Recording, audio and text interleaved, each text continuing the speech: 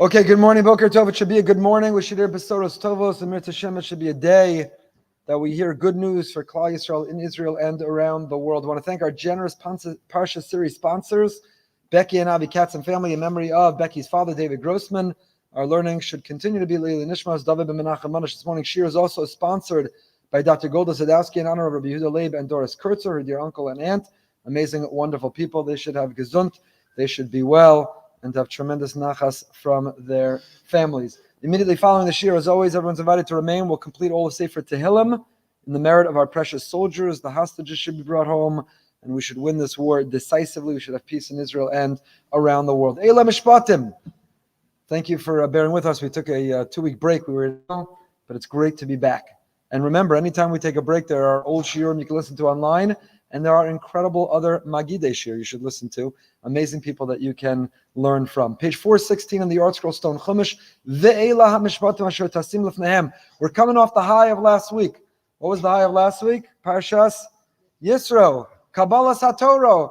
We're climbing down, if not literally, figuratively, from the mountain. We hit that high. Revelation, the most seminal moment in all of history. Hashem spoke directly to us. He revealed himself in an unprecedented and unparalleled fashion. It was an incredible high. And now where do we go next? We're coming off of that Ne'ilah. We're coming off of that Fabrengen, that Tish, that Kumsitz. We're coming off of that incredible moment of Ashkacha. We're coming off of that amazing spiritual high. We're coming back from our year in Israel. And what's next? Civil law, tort law, criminal law, laws of slaves, laws of this. If you buy a Jewish slave, 6 years he works for you, and so on and so forth. Says Rashi, whenever you see the word Eila, these, it is coming to negate or to contradict what came earlier. Ve'ela, but we have a vav on the word Eila. The vav, mosif ala rishonim, it's a vav achibur, it's connecting, it is adding on to what came before. Ma rishonim misinai, af elu misinai. Just as the earlier ones came from Sinai, meaning last week's Parsha Yisro contained within it what? The Aseres HaDibros, the 10 Commandments, the Decalogue. Af elu misinai. I just wanted to flex to use the word Decalogue to look smart. But it's Aseres HaDibros. I can't fool you anyway. You know by now. So Aseres HaDibros, just like the Aseres HaDibros were divinely communicated, come directly from Hashem. Af elu misinai. All these laws too. When your ox gores another ox, when your car bumps into someone else's car, when someone owes you money, when someone asks for a loan, when someone's indigent and poor and needs a handout. It's all from Sinai. Don't think that the Aseres HaDibros are distinguished and different. That was a Chabura Friday morning at our Erev Shabbos Kolel. Are the Aseres HaDibros, are the 10 Commandments different than the other 603? Or are they the same? In fact, we used to incorporate it into our davening. Gemara Brachos tells us that not only did we say Shema every day, among the sections we read from that come from the Torah, we would read the Shema every day, and we'd also read the Aseres HaDibros. We would read the 10 Commandments. However, it was nullified. The Gemara says, Rashi explains, people concluded, I guess I just have to keep the big 10.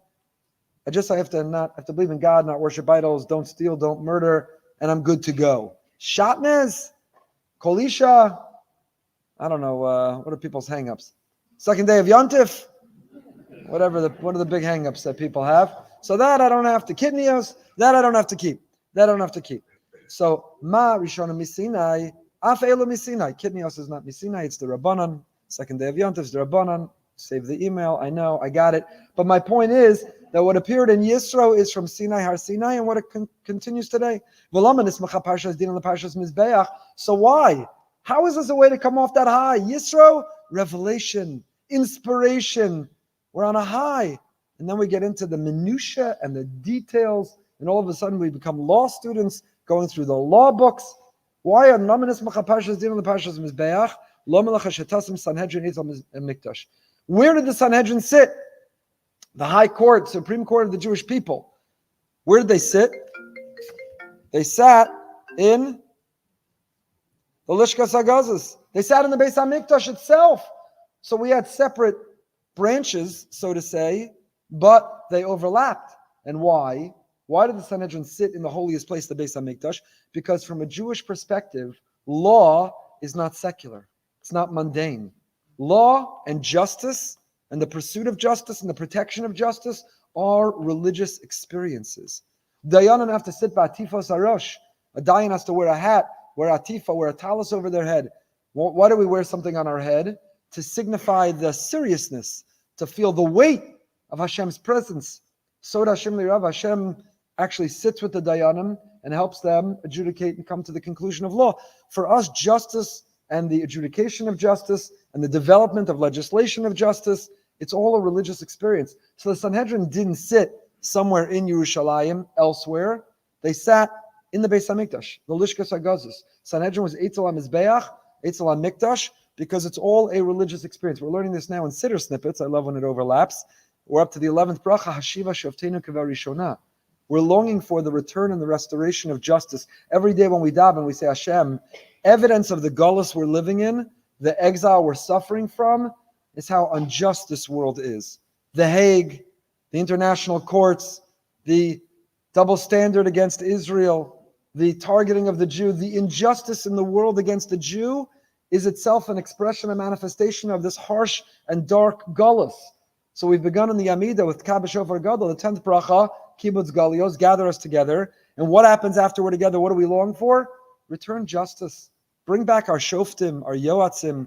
Bring back some sense of righteousness, of right and wrong, of good and evil, a sense of justice, a sense of truth. Bring it back. Let people not be afraid. Let people not have to wordsmith or be politically correct. Let them not just, what was it, the Emmys, the Oscars, what was the award the other night? The Grammys. I'm not trying to sound religious. I really don't know. The Grammys. It's not enough to say music. Some people singing music were killed. Call them, say their name. We're Jews. They were Israelis. They were victims. They were targeted. Could you imagine? I know it's the Parsha class. I just have to get this off my chest. Could you imagine you would describe 9/11 as a financial club? There were a group of people who love finance. When a plane hit them and killed them, and finance money should bring something that brings us together. Let us study and open markets and experience finance, because Nebuch, there are victims who died, who love, and were working with money. And you wouldn't say Americans were targeted on 9/11? I'm grateful that the Grammys mentioned the Nova Festival. But before we have such a low opinion of ourselves and demand so little of ourselves, say Jews, say Israelis, say who were the perpetrator and who was the victim. Fight for righteousness and justice. Stand up to evil. Eila ve'ela Mishpatim, that also comes from Sinai. So let's jump in. The first Dvar Torah, Lavos Eish. Rav Yisrael Meir Druck, he was here last night. He spoke here at the shul. We'll send out the video of his beautiful insights. So in his new sefer Lavos Eish, he says the following. Hadinim, I told him, I said almost every day I quote the Rav. So keep publishing Svarim. So I keep having things to say. He's written 55 Svarim. He's on his way. The first laws that we encounter after the spiritual high of Har Sinai, these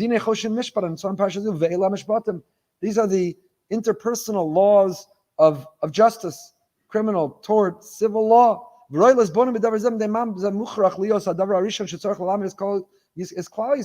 is the first thing we teach. You're coming back from the incredible Shabbaton. You're coming off the amazing Ne'ilah. You're coming off of the incredible Fabrengen. And you say, now sit down, I want to go through some laws. If in the parking lot your car hits another car, here's what that's what you're teaching?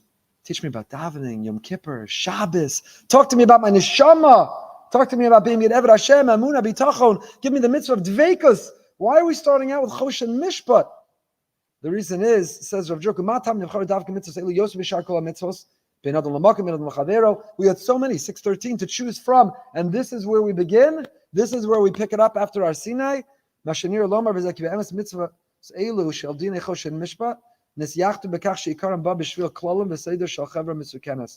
answer is we're trying to build a society. And how do you build a just and proper society? By having rules and order and law. Now the truth is you don't have to be Jewish. And you don't have to have the Torah Kedosha. You don't have to have access to our Torah's Chaim to know that you need laws. All civilized societies and countries have laws.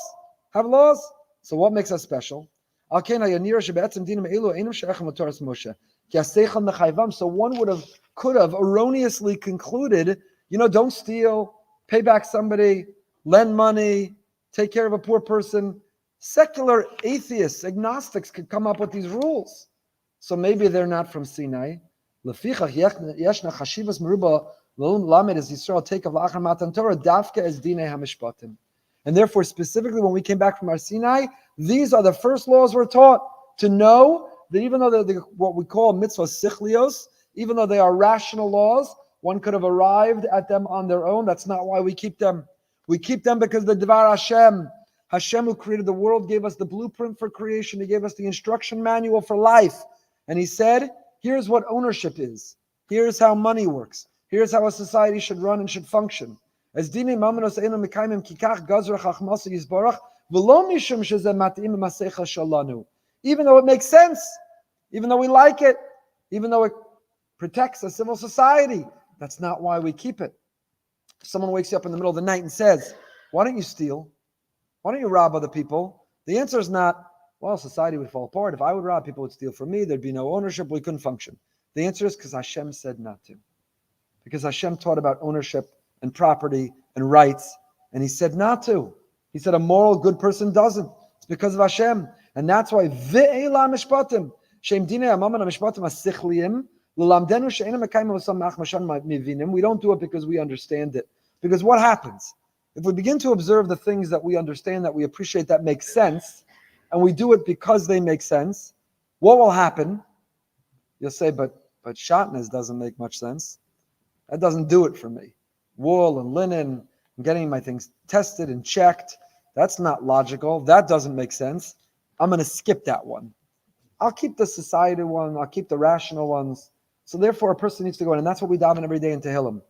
We say every morning, Magid dvarav li'akov, chukav u'mishpatav li'Yisrael, lo asachein l'chogoyu mishpatim ba'yida'um. Tziyam yuchad li'orak es achukim umos ha'olam einu mesugalim lahavim. Shken elu mitzvah she'enu mivunim kul b'seichel. Ala afilu es ha'mishpatim. It's not just that we have laws that those who don't have them can't begin to comprehend, understand, and they're not ready to observe. It's that even the mishpatim, even the things that we do that make sense, that all societies do, but we do it for a different reason.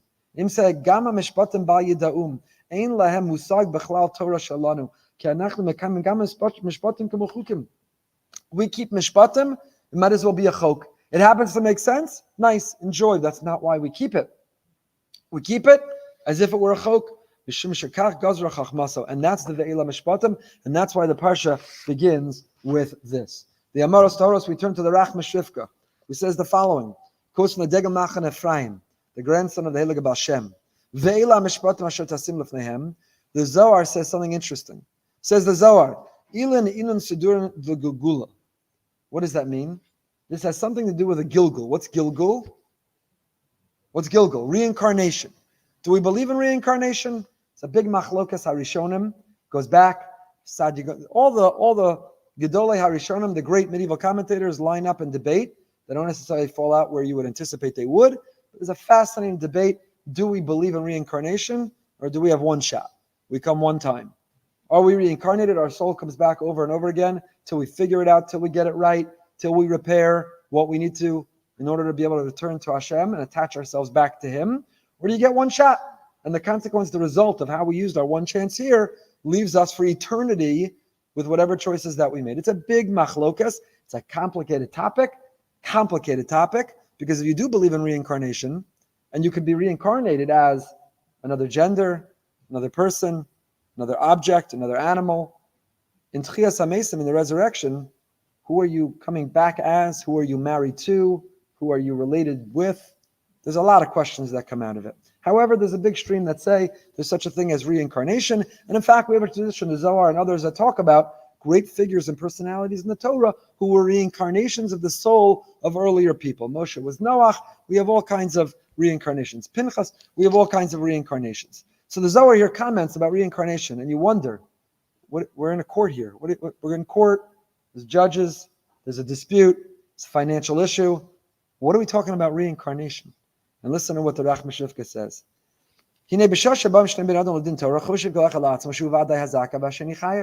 Whenever you have a din Torah, whenever you have a conflict or dispute, each party, of course, thinks that they are correct.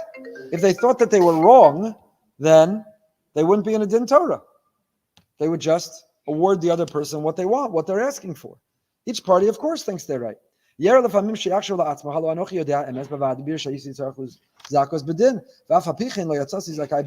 what happens when the Beis Din disagrees with you? You know you were right. I've been involved in several Dinei Torah. The litigants rarely walk out and say, I thought I was right, but you know what? Now that you've ruled against me, I realize I was wrong. That rarely happens. Usually they want to back out, which is why they needed to sign the binding arbitration before they began, so they can't back out. A binding arbitration, so they can't back out, because they're so confident they're right, and they're confident that Dayanim will see them as right, that if they see them as wrong, or even a pshara, even if there's a compromise, even if they have to compromise whatsoever, often people are very upset. It doesn't make sense. So it says Rachmastrivka, that's what the Zohar was getting at. A person's attitude should be that, you know what? Maybe my understanding, my interpretation, my experience, I'm right. Maybe Beis Din ruled against me anyway. You know why? Because in a previous Gilgal, I was trying to figure out incarnation, reincarnation, incarnation, reincarnation. I don't know which one. But in a previous Gilgal, you know what I'm trying to say. In a previous Gilgal, I was obligated in this money. So now when they ruled against me, even though I know I'm right, I'm not going to fight it. I won't be bitter about it. I won't not follow it, because it must be that in the previous Gilgal, I really was obligated in this money. It's a fascinating insight. You didn't anticipate, you didn't see that coming on Eila Mishpatim, because I think that the message is powerful, not just when things don't go our way, to start calculating, maybe in a previous Gilgal, I was obligated, that's why this happened, that's why it worked out this way. But it means to say that in every conflict, in every dispute, however things turn out, I put my faith in my emunah in Hashem. I fight for my rights. I represent myself. I advocate. I fight for my rights. But when all is said and done, whether it went my way or against me, I surrender. And I say, Hashem, you're in charge, you're in control. However it turned out is the way you meant it to be. And even if I think I'm injured, I'm harmed, I've been wronged, I don't owe that money, but for whatever reason you've determined, maybe I owe it for some other reason, maybe it's a kapara, maybe it's a tikkun, maybe it's a gilgul. With the Zohar, according to Rachmastrivka, what the Zohar is telling us is a method to how to maintain our tranquility and our serenity and our happiness. How many people walk around miserable and forbidden and bitter? The world has mistreated them and is unjust and has ruled against them, and they're not understood, they're misunderstood. Instead of realizing Hashem is righteous, all that He does is righteous, and even when something went wrong, I can fight, I can advocate, I can advance my interests, but when it's over, it's up to Hashem, it's the way He decides it. More of a Shemesh, the Rachmastrivka quotes another interpretation on this opening pasuk. Ve'ela Mishpatim, this vav. Why do we have this vav here? We said Rashi quotes the vav is connecting it to last week's Parsha. Just as last week's Parsha, we were on a spiritual high. This is how we connected to Hashem. You should know that when you learn Choshen Mishpat, that's also tapping into the Dvar Hashem. That's Hashem's will in this world. Kabbalah Torah, last week's Parsha, was a sound and light show. Thunder and lightning was unreal. It was unbelievable. I hope you all had that experience last Shabbos. That's our tradition, that the Kriyas Ma'orer the Zman. Whatever we're reading in the Parsha, we're not reading about something thousands of years ago. Whatever we're reading is what's happening that week. So last week we were back at the mountain. Last week was Kabbalah Torah. We were back seeing the sounds. We were back with the lightning. We were back. It was unbelievable. I saw you all there. It was unbelievable. It was unbelievable. And that led, when you experience revelation, when you see the guiding hand of Hashem, you can't be in denial. You feel a sense of confidence. You feel a sense of happiness. The Torah was given with a sense of awe, the awesomeness. And we learn from there that every time we sit down and every time we learn Torah, we have to bring the same attitude. You know, you don't learn. I have a tradition from my Rebbeim. You don't sit in a recliner while you learn Torah. You don't lean back. I have Rebbeim who were makbid, they wouldn't cross their legs while they're. You don't cross your legs. Crossing your legs is what you do when you're relaxing, when you're schmoozing, when you're letting go. You don't sit. You dress a certain way. You dress a certain way. I think Reb Chaim would make sure he's wearing his jacket for Shnai Mikra B'Echad Targum. You dress a certain way. B'yira Bereses B'zeya. There's an attitude, a seriousness that we bring to the learning of Torah, because every time we learn Torah, you know where we're transporting ourselves? We're back at our Sinai. Hashem is still talking to us. Kol Gadol V'lo Yasaf. He is proclaiming his great voice. V'lo yasaf, the Targum says, lo pasak, it never ended. We continue to pick up the signal of Hashem speaking to us.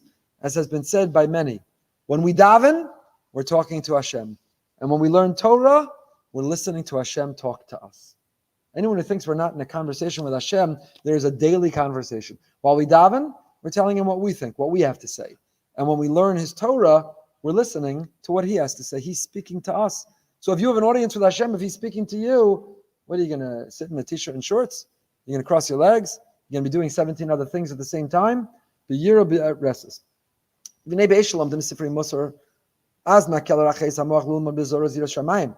do we feel b'yira bereses b'zeya? You open a Mesilas Yesharim, you open a Sharei Tshuva, you open a Musar Sefer. Ooh, I'm back at our Sinai revelation. You open a Chovas Halavavos. I'm learning about Amunah and Bitachon and Dveikas. I'm getting close to Hashem. I feel I'm in His presence. I have to dress, look, speak. I have to have a certain posture. I'm with Hashem. But what happens? You open the Gemara, and the Gemara says Shoshen Agachas Apara. The Gemara says Shnai Mochsim Betalis. Where's Hashem's name even? It's not even mentioned on the page.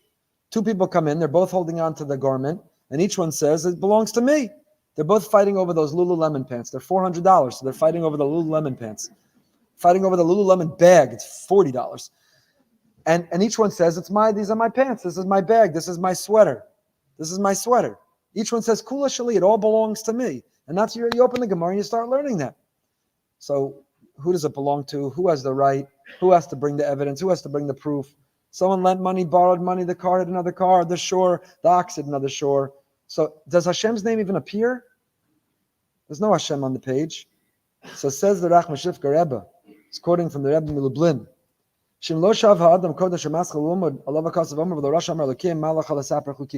A person has to, before they sit and learn, Mishpatim.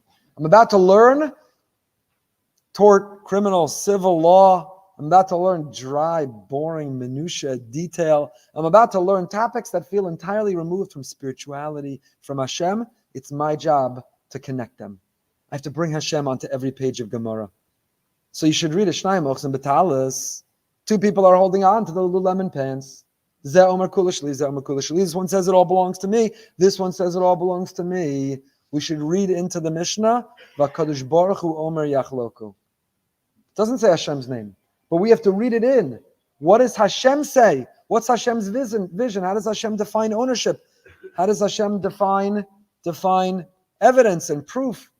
We have to add Hashem to the page, add Hashem to the conversation. And that's what it means. Ve'ela vav mosiv al inyan arishon. Ma rishona misinai af elu misinai. And ma lama nismach Parsha is din la Parsha's mizbeach. Lama shetasim Sanhedrin etzel mizbeach. It's an article in a journal of Jewish education. I think that's where it originally is. That tells a story. That how could it be that kids sit in the classroom, in the shir with the Rebbe, and they're learning Gemara, and they learn Shnai Mochs and Betalis, so they're learning all about the laws, and then they go play on the playground. Someone steals the ball from the other kid. Someone's dishonest about were they out of bounds? Did they foul? Did they travel? What's happening? How could there be this disconnect? How could it be a disconnect between what we're learning? It can't remain academic. It can't just be scholarship. It can't just be interesting and fascinating and remain in the classroom.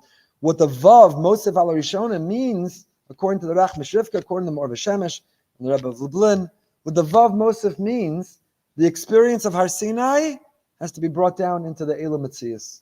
Has to be brought down to someone lost an object. When do you announce it? When do you not announce it? Is it a simon? Is it theirs? Do you have to return it? Can you keep it? Is finders, keepers, losers, weepers? What do we believe? What does Hashem say?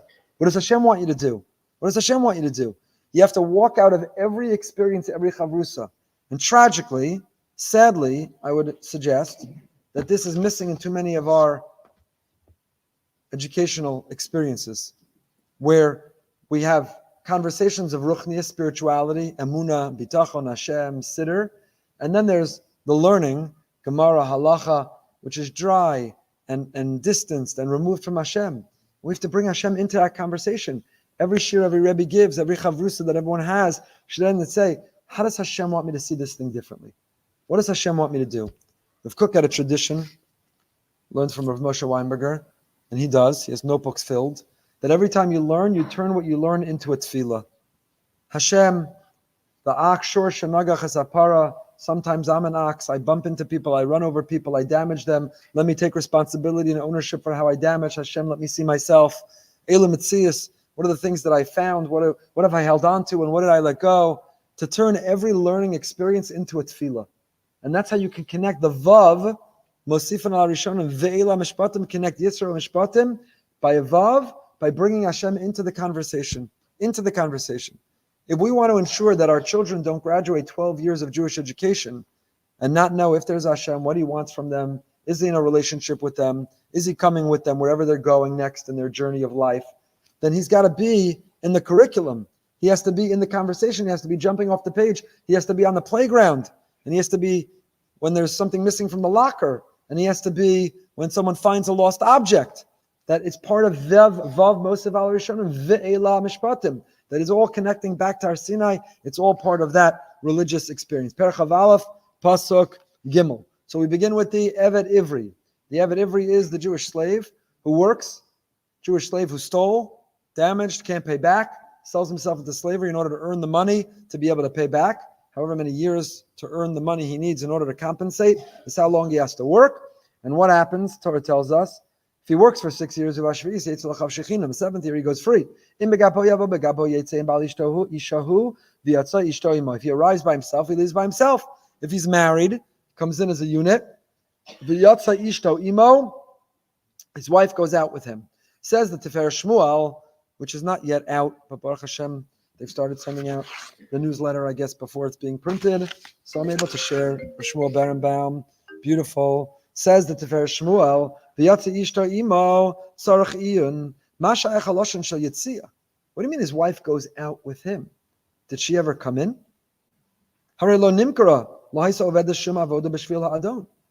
was hired? Eved Ivri, just so you understand. Eved Kanani is still complicated. Don't we believe in slavery? How do we understand slavery? Don't moral people reject slavery? There are answers, explanations, and approach. Not for now. Eved Kanani is complicated. Eved Ivri is relatively straightforward. The Eved Ivri is a person who stole, can't afford, and is hired in a rehabilitative setting where he lives with the master and learns from him and grows from it till he can compensate, pay back, comes out of rehab, and goes back to life and is treated incredibly well. In fact, is treated even greater than the Adon, than the master. The master has one pillow, he gives it to his slave instead of sleeping with it himself. It's a rehabilitation experience, an environment. But only the person who stole, even if he's married, is the one who works in order to earn, in order to pay off and compensate what he stole. So why does the Torah use the language, V'yatsa ishto imo? His wife goes out with him. She never came in. She was never sold into slavery. She was never hired. She never was subjugated. She never had to work. V'yesh lamar. It's another example, by the way. We've read the Parsha a million times. We read the word V'yatsa, she goes out. Did he ever stop to ask, when did she come in, that she has to go out? What's going on? You know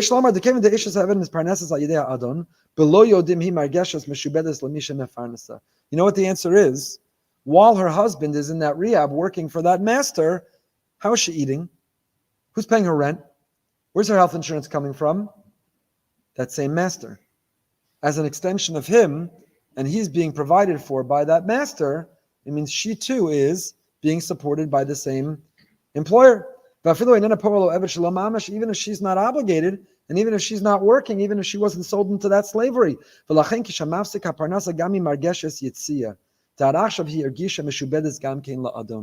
So she too is going out from something. And what is she going out from?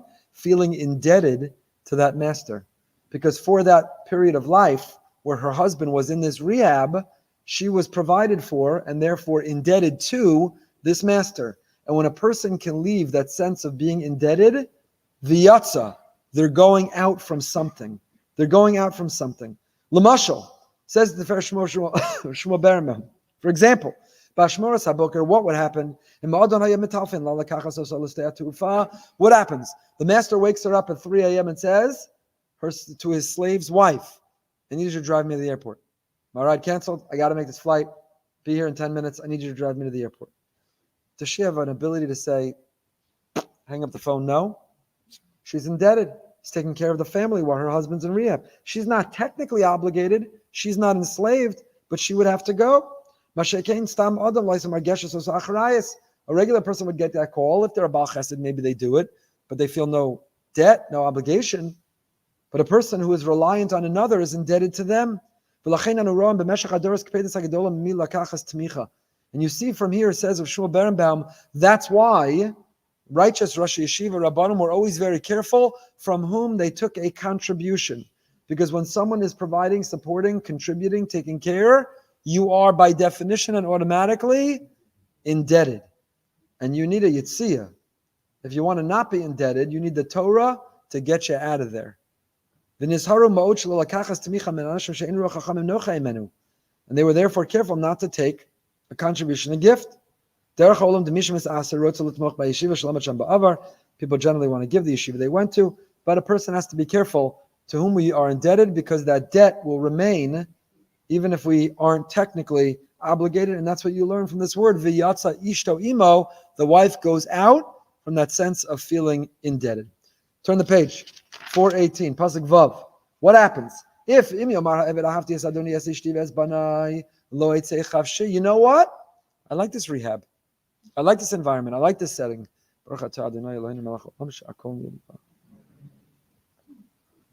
Says, I like this master. I'm learning a lot.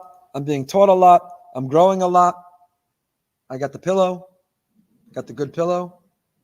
I got the mattress cover. It's unbelievable. I'm not going anywhere. So what happens? His master brings him to the court and brings him to the doorpost, and puts a hole in his ear, and he shall serve him forever. Serves him forever. Says of Shmuel Berenbaum,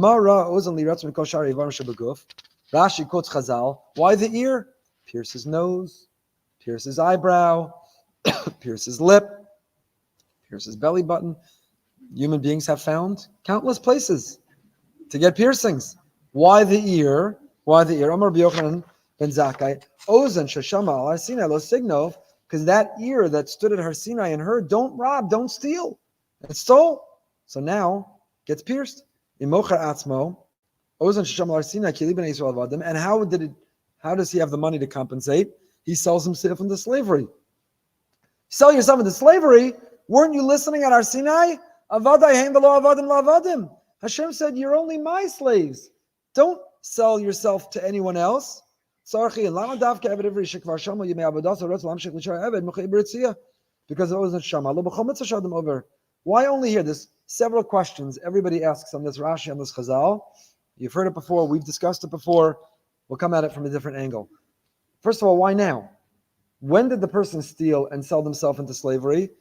At the very beginning. So why at the end of 6 years when he says, I want to stay, why now do you pierce his ear? Should have pierced his ear when he first stole and had to sell himself into slavery. For both reasons. He didn't listen and he stole, and he sold himself into slavery instead of being exclusively a slave to Hashem. So why do you wait 6 years? Why is it only when he wants to stay? That's one famous question. The other famous question is, and why not when you speak Lashon Hara, let's go pierce your tongue, let's go pierce your ear. If you're Mechal Shabbos, let's pierce your ear. If you lend with ribbis, let's pierce your ear. We're picking on shatnez today. If you wear wool and linen, let's pierce your ear. Why is it only this Aveira? You were supposed to go free. You chose to stay. You stole when you shouldn't have stole. So we pierce your ear. There are many Aveiras in the Torah. So why don't we say every Aveira you're over, every mistake you make, every sin you do, you should get pierced. Because of Rashi.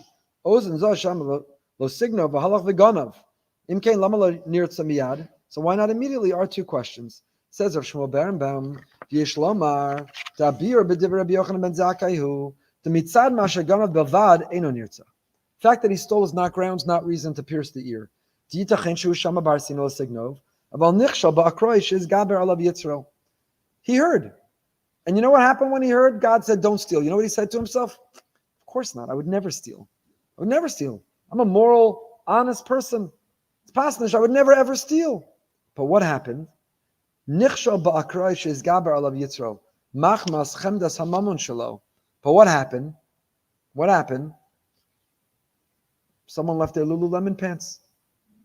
Picking on Lululemon today also. Someone left over a pencil, and you needed a pencil, and you didn't really have permission, but use the pen. People bend the truth all the time and steal in ways, right?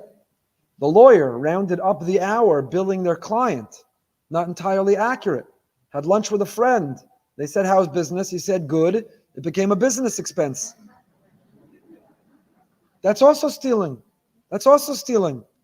The flower person, the person who did the flowers at the wedding said, don't forget to bring cash. He said, why? He said, because it'll be lesser price because you don't have to pay tax. And you said, perfect, a briefcase, a brown paper bag of cash. That's also stealing. That's also lo signov. But the person who indulges that impulse, who gives in that moment, why they give in? Because they were overwhelmed by that momentary lapse of judgment and sanity and honesty and integrity and truth. And they indulge that urge for that moment because they could save, consider that lunch a business expense. They saved whatever they saved. And the same is true with every Avera. It's true we were at our Sinai and we heard it loud and clear. And when we heard it, we were committed fully to observe it. But then what happens? But it looks really good, it tastes really good, but the juicy Lashon Hara, it's such an incredible social commodity, I want to share it. We're overcome and overwhelmed by that impulse, by that instinct, by the Yetzer Hara that we have in that moment. But now this slave, it's 6 years later, and now we say to him, remember you heard at Har Sinai, don't steal, and you promised yourself you would never steal. You're not one of those people, it can never happen. And then it happened. You filled out the taxes, you weren't completely honest. And you know what? We understood, because you're human. Hashem created you, created all of us with an animal impulse, an animal instinct, created all of us with this battle, this tension of the Yetzer Hara. It was okay. And you've been in this rehab. And now you've learned, and now you remember, and now you've grown how you can regulate yourself, control yourself, be more disciplined and sovereign over you. We're going to have a good dinner tonight. Be sovereign over yourself. You've learned. You've learned. So tell me, you want to go? Nah, I want to stay. You want to stay? Ahavti Adoni. When you say no, I love this master better than the other master. Who's the other master? Adoni. You only have one master. How can you say you love this master? You love money, you love power, you love fame, you love friends, you love influence. But there's only one master, and that's Hashem. And it's okay to have momentary lapses of judgment with that. But when we institutionalize it, when we can leave and we choose to stay, when we adopt that master, that's not forgivable. That's when you get the ear pierced. Shebechlal ein lo havana. That which you went and stole, lo haya machmas taivas mamon bevad. When you did that, it wasn't a momentary lapse of judgment. You didn't indulge in impulse. Ella aznav lo shamu, nish dehert. You didn't have a daher. You didn't hear. It didn't penetrate. You didn't really believe. It didn't transform. It's not part of your core identity of what you believe. Ha'isar lo shelo tignov, lefichach yirtza.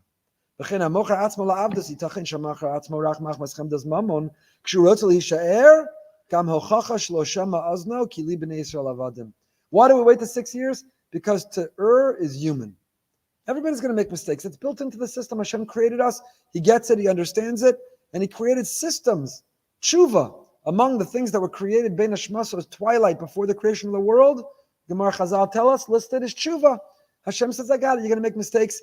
Here's the way out. No problem. It's okay. Created a whole system of forgiveness. But when you don't take advantage of the system to forgive, to repair, to improve, and you institutionalize the mistake, when you make the mistake part of your identity, that's now unforgivable. Now, you've transformed your identity. You're not an Eved to me, you're an Eved, you love your Adon. You love this environment, you don't really believe Lo Signov. You've really stayed with it. You've really stayed with it. And that's the problem. In order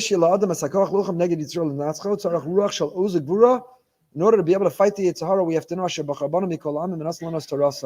we have to know we're B'nai Malachim, we're princes and we're princesses, we're royalty, we're the children of Hashem, and we have the resilience and the resolve and the tenacity and the self-control. We have the ability to be our best selves. We have that ability. We have to believe it. And the moment we stop believing it, there's a difference between the person who says, I don't believe in Lashon Hara. Lashon Hara is wrong. I'm against Lashon Hara. I'm learning about Lashon Hara. I'm working on Lashon Hara. I bet you spoke Lashon Hara. Yeah, I'm human. I'm working on it. I made a mistake. I'm trying to improve. Versus the person who wholesale rejects Lashon Hara. There's no such thing as Lashon Hara. When I was a kid, there was a person in shul who said to me, said, Ephraim, I don't repeat Lashon Hara. So listen carefully the first time. If you just believe it, for me, Lashon Hara doesn't apply. I just reject Lashon Hara. I just reject sneas or kolisha or malachas of Shabbos or honesty in business or whatever area. I just reject the entire entity. Not I believe in it, not I'm working on it, not I'm trying to grow in it, but I'm human, but I reject it. That's the mistake of the Eved Ivri. So the Eved Ivri doesn't need the ear pierced, doesn't need that mark, that symbol, doesn't need to experience that piercing when they first make the mistake, because we all make mistakes. It's when the mistake becomes our lifestyle, when the mistake becomes our identity, when the mistake becomes institutionalized into who we are, that's when it becomes a problem. Perach Aleph Pasuk Yud Tes. Chav Aleph Yud Tes. Turn the page again. We are flying. Page 420. We have murder and manslaughter. Now Parsha's Mishpatim, incredible list of laws. Murder and manslaughter, fight that comes up between people. What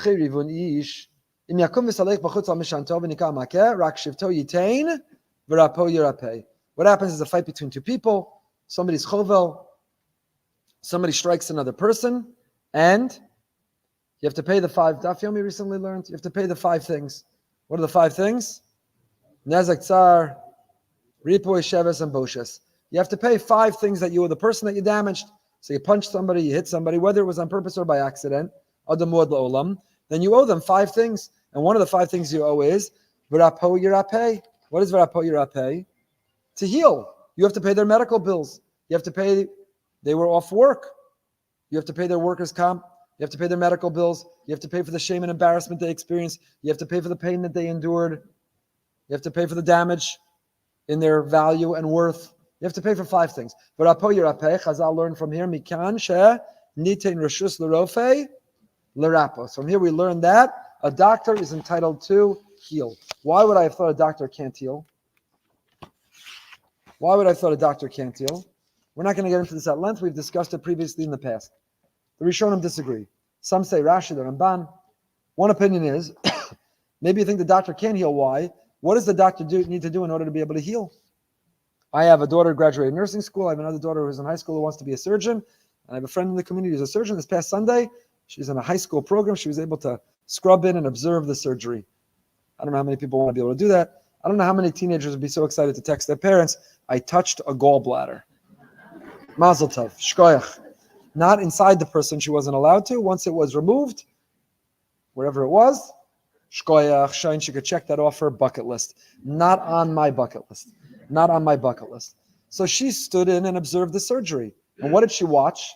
What's the first thing the surgeon does once the person hopefully is asleep? You take a knife and you cut them open. Are you entitled to cut somebody open? Can you walk up to someone at the Parsha shir? Shalom Aleichem, how are you? That's called stabbing. That's called chavala. So the doctor is violating chavala. The doctor is stabbing the patient in order to heal them. Who says you're allowed to stab someone in order to heal them? Who says you could crack and break open their ribs in order to be able to access their heart to do the surgery? Who says? Who says? That's why the Torah had to give a license to a doctor to violate chavala. It's not chavala if it's l'rapos, if it's the purpose of healing. Ramban and others say no. You know what the problem is? I might have thought, you know what else the doctor is violating? Not just a physical prohibition of chavala. You can't injure or harm somebody else. We once gave a whole shir about boxing. There's a very illustrious history of Jews and boxing. Prominent Jewish boxers. Is that mutter? Are Jews allowed to box? So if you're a good boxer, it's a problem because you're chovel ba'acherim.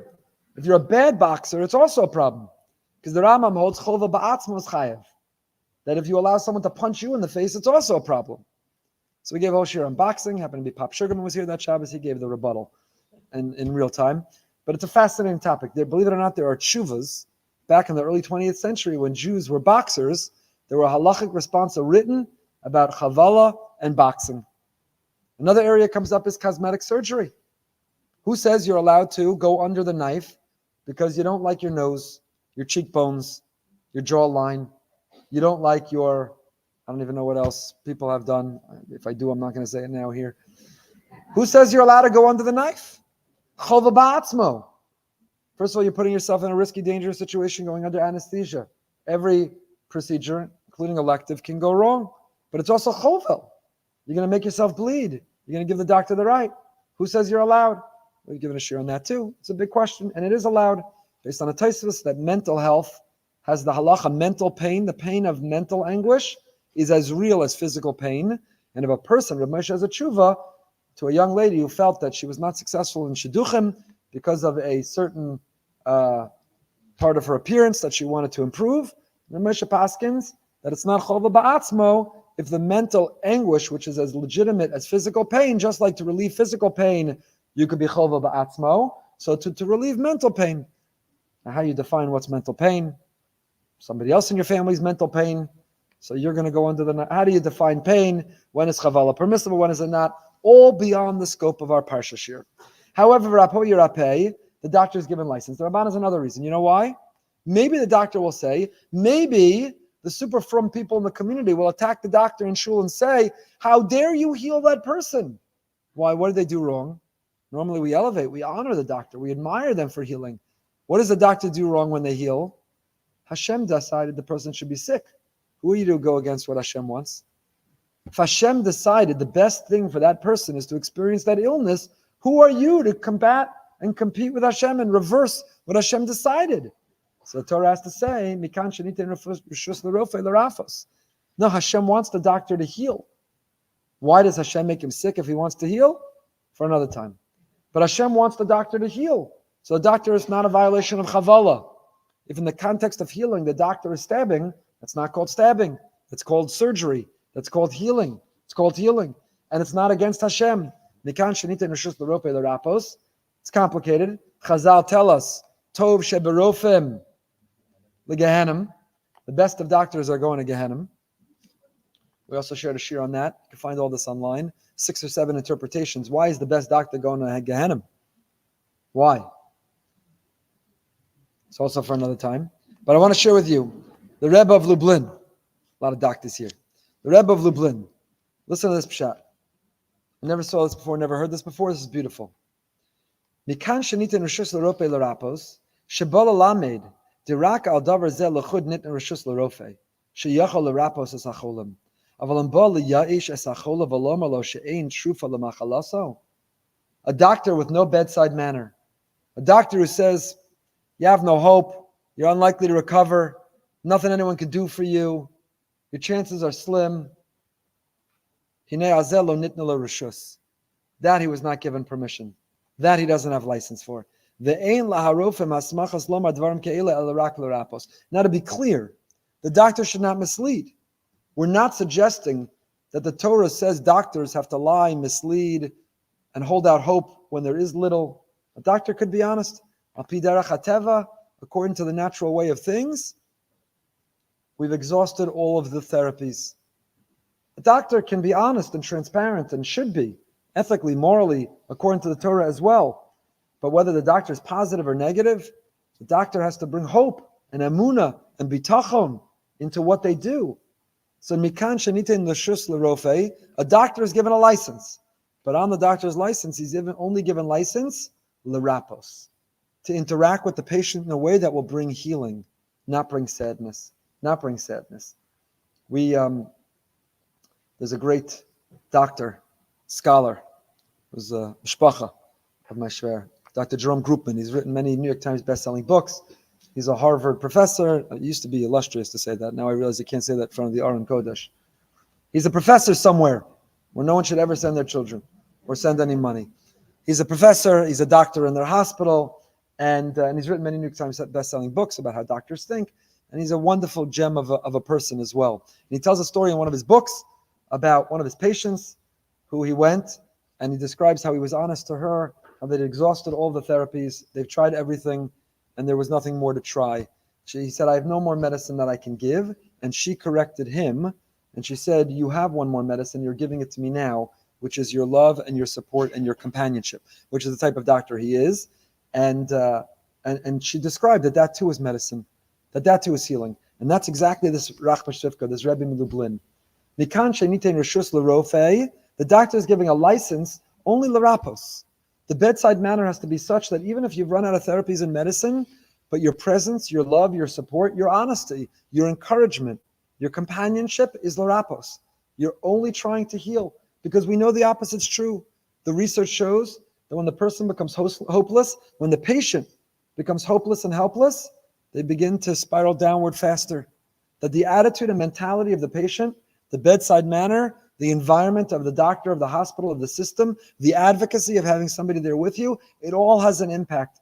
So beautiful. I never saw this before. So mikan shenite rishus l'rofe, but only l'rapos. You're going to be some miserable doctor. You're going to have no bedside manner. You're not going to give the patient the time that they deserve. You're going to bring your negativity to their bedside. You're not entitled. You don't have license for that. Your license doesn't allow you to do that. Your attitude, your energy of a doctor, the energy of the doctor has to be only l'rapos, only to heal, and nothing else, nothing short of that. Perchav Beis Pasuk Chaf Aleph. We are up against the clock. Chav Beis Chaf Aleph, page 430. Moved over. Sensitivity to the helpless and the abandoned. Kol almana v'yasom lo sa'anun. Every widow and orphan you should not aggrieve.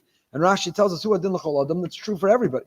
We're not entitled to be mean and callous, unkind to everyone, except, the widow and orphan, they're the exception. They have to be nice to them. Everybody else you could be mean and a jerk to. But the Torah is telling us in the present tense, you know why? You have to be nice to everybody, but you have to be particularly nice to those who are vulnerable and those who are fragile. Rashi uses the language, teshushe koach, those who are running on fumes, those who have so little energy, those who are so emotionally, spiritually, mentally, physically exhausted.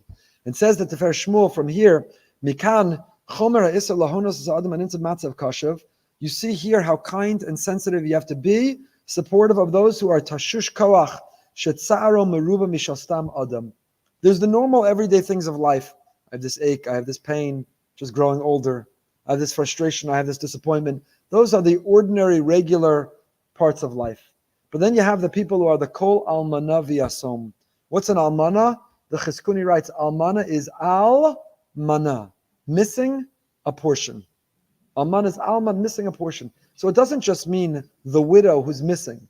Everyone else comes to a Shabbos meal with their spouse. Everyone else shows up at the shul program, the shul dinner with a spouse. Everybody else knows who they're going to sit with, what the vacation is going to be, who they're going to go home and speak to Lashon Hara that they're not supposed to share with about everything that happened that night.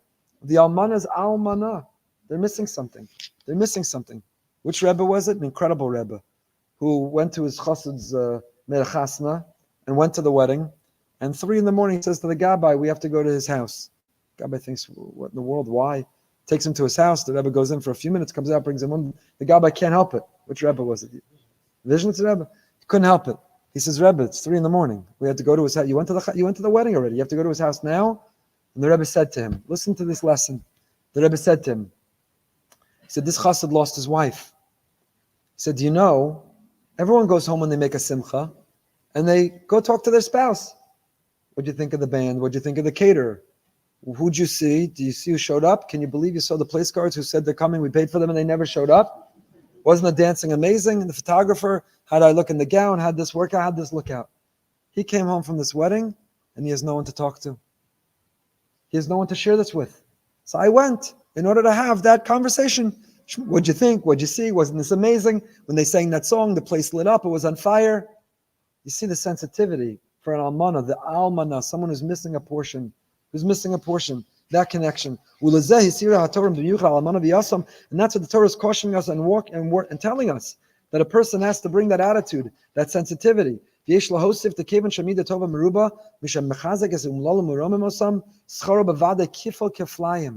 So when you're kind and nice to somebody who generally is well and is just going through their everyday life, that's nice. But when you find the vulnerable, the fragile, the people who are teshushe koach, they're running on fumes, they're barely holding on, single moms, single dads, divorced, widows, widowers, orphans, people struggling to put food on their table. Or how about this? Every single person in Israel right now who doesn't have the serenity, the peace of mind, who don't have their family intact and at home, maybe someone's off fighting on the front line, a spouse, a child, a sibling, who just work is different, life is different, school is different, safety and security are different. There's nobody who's not touched. And I think part of our responsibility of diaspora Jewry is to treat our brothers and sisters in Eretz Yisrael not with pity and sympathy, with honor and affection, but as the almana, they're missing something. And again, not necessarily the place or time, but I'll tell you, the people I saw post online, their yeshiva week, their vacations, where they went, how amazing, what, just with callousness to who's watching and who sees and what they're going through. We just have to do everything we do, lo sa'anun, to be callous and unkind and cruel, to be tone deaf to how we appear, what we say, what we complain about, how we're speaking, when we check in, do we love? So it's a word of caution to all of us right now and how we're seeing that entire country of our brothers and sisters over there and what they're going through. We should be very careful with. Okay, time for one more. Let's go to the end of the Parsha.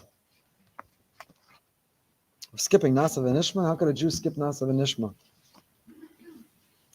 Every single week I prepare and I think I'm going to run out of things to say. It's going to be humiliating and embarrassing. The hour won't be up. I'll make up some excuse why it had to be less than an hour today. Every week, I promise you, every week that's what goes through my mind. And then every week we go through half of the list of the things that I wanted to share. Okay. I'm a work in progress. Ask my parents. I'm a work in progress. I'm trying. Let's go to the end of the Parsha. Perach of Daled Pasuk Yud Aleph. We're skipping Nasa v'Nishma. Oh, I had a Megid Yosef. I had a Rav Kook. I had a Rav Chalap. I had such good stuff. But you'll have to come back next year, Parshas Mishpatim. Perach of Daled, but we'll be in Yerushalayim and Mirz Hashem, learning it together. Perach of Daled, Pasuk Yud Aleph, chapter 24, Pasuk Yud Aleph. Here the Torah is telling us the story of Har Sinai. Right? Yisro was Har Sinai, Mishpatim ve'ela. We went through all these detailed minutiae laws, and now the Parsha ends with, again, the story of, and is it chronological, is it in order, out of order, all a big complicated discussion. But here we have Moshe going up on the mountain, the people saying Nasa v'Nishma, putting Nasa before Nishma, the prophecy at the mountain, and then we have the Torah telling us, Vayiru Eis Elokei Yisrael, that what happens, Moshe, Aaron, Nadav, and Avihu, the 70 elders of the Jewish people, ascended. They saw Hashem. Under his feet was the likeness of a sapphire brickwork, and it was like the essence of the heaven and purity. And Ve'alatzilei b'nei Yisrael, the great men of the children of Israel, Lo Shalach Yado, Hashem did not stretch out his hand. Vayechazu es ha'elokim, these great men. Who are these great men?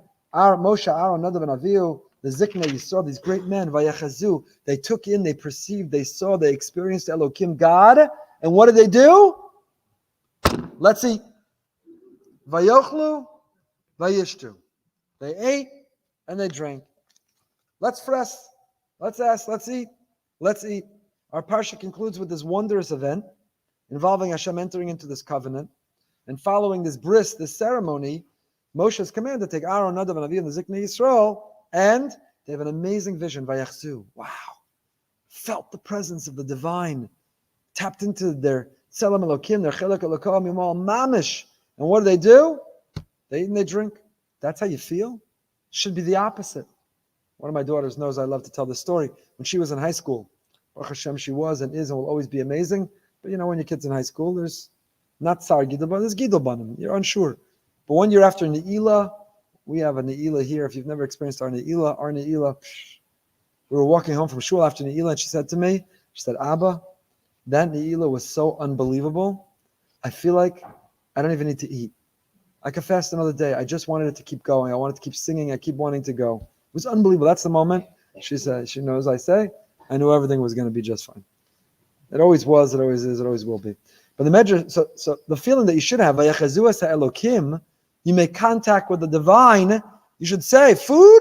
Who needs food? I never need to eat again. I have spiritual Ozempic. I never need to eat again. What do I need it for? Instead, what do? Vayechazu es ha'elokim. They see Hashem. Ooh, I'm hungry. All of a sudden, I got an appetite. It's the opposite of the way it should be. Says the Medrash,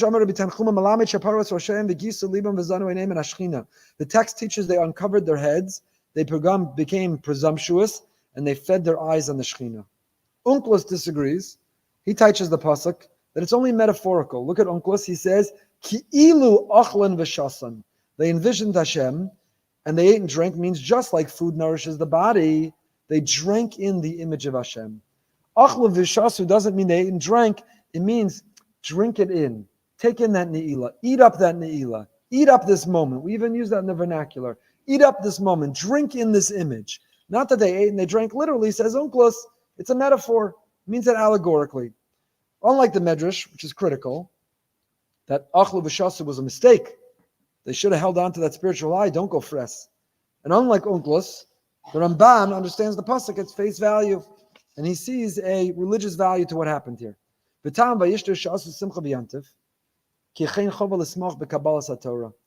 ate and drank, says the Ramban, because they experienced Kabbalah Satorah. And when you experience Kabbalah Satorah, you have to capture it. You have to manifest it. You have to express it. You have to experience it by rejoicing. The Tolz Yankiv Yosef, a student of the Baal Shem, says, and this is the Hasidic approach, you'll understand, that sometimes a person has to bribe the body so it won't disturb the spirit.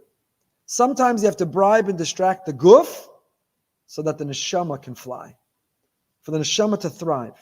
So they ate and drank to satisfy and satiate the body so that they wouldn't get, you know what we call it today? They wouldn't get hangry. You know what hangry is? You know those people? Maybe you're one of those people.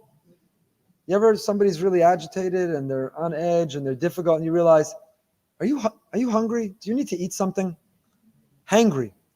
So says the Baal Shem, in that moment they wanted to hold on to that spiritual high, so they bribed the body. Eat something, drink something, don't get hangry, because we want to stay where we are. But there's one more insight I'll share with you today. And it comes both from Rav Soloveitchik, Zatzal, and his Chumash, and Yibad L'chaim Tov Ma'aruchim from the Geri Rosh Hashiva from Mishal altar. They both say the same idea. Moshe, Aaron, the elders had a moment of tremendous revelation, and they ate and drank, not metaphorically, allegorically, not in error, and not as a concession to an appetite or to avoid getting hangry. You know why they ate and drank in that moment? For a very deep reason, a very profound reason, a very lofty reason, a very high reason. The Baal Turim notes that the word vayechazu, they saw or gazed at Hashem, appears elsewhere. In Eicha, Yirmiyahu Hanavi warns, Nevi'ayach chazu lach shav v'safel, v'lo gilu al avonech lashiv shvusech, vayechazu lach mas'o shav u'maduchim. Your prophets envision for you vanity and foolishness. They envision for you oracles of vanity and deception. The same word, vayachazu, is used, they envisioned. Why that same word? Here, vayachazu, and there they envisioned a very different vision. Sometimes a person feels inspired and spiritually awakened and aroused and uplifted. Something significant has happened. And how can you tell if it's a moment of vayachazu es ha'elokim? It's real, it's authentic, it's genuine. How can you tell if what experience was really HaKadosh Baruch Hu? This was a really holy, high moment, or maybe it was short-lived. Maybe it was fleeting. Maybe it was a feel-good moment, but it wasn't going to last. Maybe it was vayachazu lach maso shavu matuchim. The answer is, you know how you know? Was it genuine and authentic, or was it counterfeit and fleeting? You know how you know? When it's over, are you changed? Are you different? Do you go back to being the person that you were? They experienced the presence of Hashem and ate and drank to see if the eating and drinking would be different. Would it be a different eating and drinking? Would they feel Hashem in the bracha, in the food, in the experience? It's easy to be on a high after an Ne'ilah, after a Tish, after a Farbrengen, after a Har Sinai. But does it carry over into the Midos, into the Kavanah and Davening, into learning, into being a better person? If it doesn't come with a change, then it wasn't real, and it wasn't lasting, and it wasn't something which is true. And I close with this because I think this is also something that should be on our minds right now. We're still in a tekufa, this Eisar Yaakov. There's something big, there's something real that's happening in the world. And many of us, you see it in Eretz Yisrael, the spiritual awakening, the spiritual arousal. I posted a video when I was in Israel last week. I was in a mall and there was a worker at a restaurant and he was covered in tattoos and piercings, like an Eved Ivri, many times over. No yarmulke and tzitzis out, flying. My wife's the first one noticed. I had a little chutzpah, went over. Basically, Achi, what's pshat? I love your tzitzis. I don't care that you're not wearing a yarmulke. I love that you're wearing tzitzis. What's the story? Then I put it on video. I said, this is so great. I have to tell the world. He said he's always wanted to wear tzitzis. Tzitzis is a mitzvah. It speaks to him. But he felt ridiculous. He doesn't wear kippah. So what is it? A guy who doesn't wear kippah is going to wear tzitzis? He said kippah is a minhag. Tzitzis is a mitzvah. Kippah didn't speak to him. He didn't feel he wanted to. Wasn't on the level to. So he didn't wear the tzitzis because he didn't wear kippah. October 7th, he lost several friends in the Nova Festival. And he decided to himself, I no longer care what other people think. I want to do the mitzvah. I want to connect to Hashem. I want to wear these strings, this reminder. I'm putting on tzitzis. And he hasn't missed a day since October 7th. So he's wearing the tzitzis because he doesn't care. And then he turns to the camera and he says, don't care what other people think. Also, when it comes to mitzvahs, don't worry how you look, what they'll think, but you do this, but you don't do that. You have a mitzvah, you're inspired to do it, jump on it and do it. Something transformed you, impacted you, a tragedy you went through, a loss you experienced, jump on it and do it. The biggest thing is he gave me a hug and the people we were with, and he said that he got funny looks from people. The manager of his restaurant told him, tuck in your tzitzis, you look ridiculous. And he was so appreciative that a fellow Jew with a yarmulke and tzitzis came over and just said, I love you. Your brother, I love that you're wearing tzitzis. And he said, well, that's what we need more of, the Avas Yisrael, without judgment. See what people are wearing. Don't see what's missing. See what they have. Don't see what you don't have in common. See what you have in common. That's how we're going to get to Geula. But he is not the exception. There's a spiritual awakening happening all over Israel. There's no secular Israeli right now. And for us too, there should be an awakening, a spiritual arousal. There should be a transformation, a change. And the question of whether this period of time that hopefully ends today, the Sheikh should come, should end today with a sweeping victory, everyone should be home. Hopefully it ends today. We'll look back at it to know whether this was real and genuine and authentic or counterfeit and fleeting. Will it leave a permanent change? Will we change? Will we sit to eat and drink in a different way than we did before? Or are we the same us? Our eating and our drinking, our brachas and our benching, our midos and our avos Yisrael, are we the same? Amir Hashem, we should be changed and we should be able to experience the Geula Shlema.